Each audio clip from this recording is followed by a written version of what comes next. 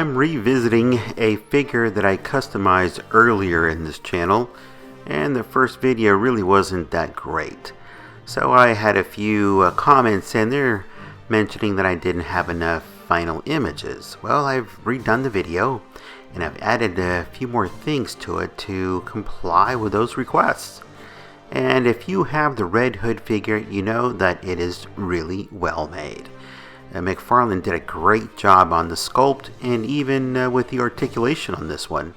And actually this figure is pretty well balanced. It stands up pretty well. Even with, well, the stand does help significantly, but itself, without the stand, does hold up pretty well. And it's got some great articulation for some nice action poses. So it makes some action figure photography that much more enjoyable. But what I'm going to show you is the process that I ended up using to get to the gray suit. And you can see here that I really ended up with two figures because I had two at the time that I ended up customizing one after the other.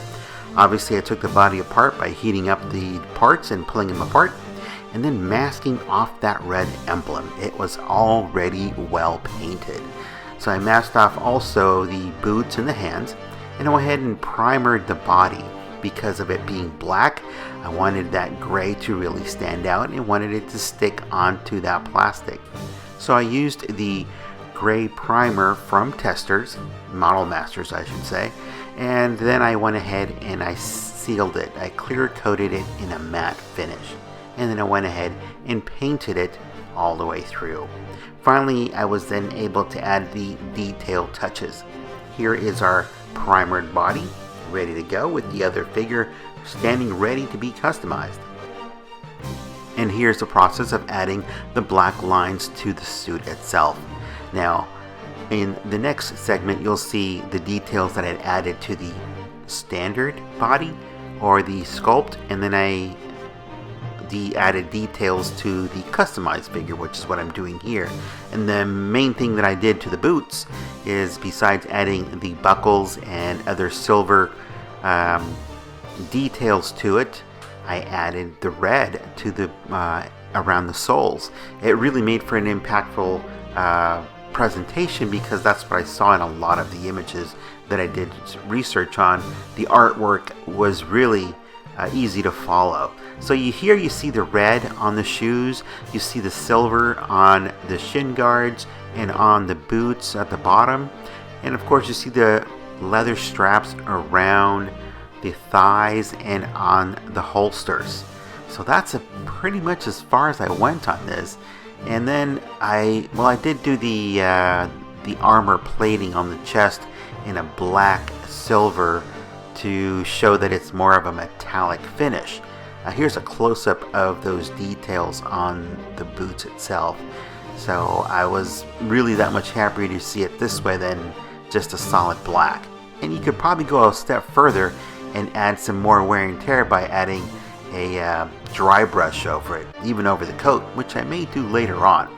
But at this point, I was pretty happy with what I got here.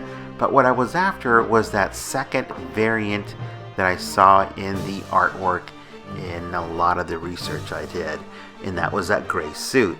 I added the same details to the boot, so that was no change there. What I really wanted, again, was the gray on the suit, and it made a significant difference. Now, if you notice in this final product, I cut off the holsters, and what do you know? Todd did the same thing on his variant that's coming up. He even switched out the head, and it looks pretty cool. I ended up using the Nightwing head for this body. Now take a look at the mask. I took out the eyes from the inside, so now it's an empty mask. So it wouldn't make sense to have eyes if you don't have it on your face. So now it really plays a part. It's definitely not going to go on his head. It's going to be held in hand or at the side because it's a hollow mask. So this really made a significant difference. Now here you can tell on the torso, those black lines I added to the gray suit. And that really made it pop, give it a little more dimension. Now I may go back in later and add some details to the actual jacket. But you see the emblem is nice and clean. it turned out really well with that masking, and I just touched up a few little tiny gaps that were left by the masking. But other than that, not a whole lot was done. And then adding that little white piece or that wisp of hair to the new portrait on the Nightwing portrait. Now it's the Red Hood portrait. It looks pretty good. I was pretty happy with that as well. So I'm excited to see what Todd is going to do with his portrait. And here's a side-by-side comparison, which I did not do in the first video. So now you've got the standard version, and you've got the unmasked version in mask in hand. And of course, he's got a sword, just like the version from Todd that's coming up. Not necessarily the same thing, but you have an idea. So interesting that Todd had that concept as well. Here's a close-up of those boots. Not a whole lot of difference there, but you do see the difference in the torso, holsters, no holsters, and you definitely have two significant different figures. And really, that's not the end of the video. What's really cool about this is that by now having these two swappable heads, because they have the same ball socket, you can now swap them again and end up with two different figures on top of that. Take a look at this. So you swap them out. Now you got the unmasked head on the black body. The gray body's got the masked head. It's just night and day once again.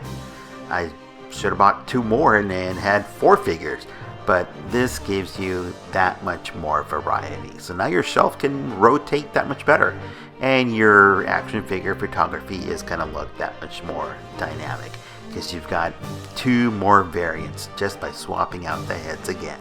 So I'm going to leave you with the video. I hope you enjoy it. Please like, comment, subscribe, and of course share it.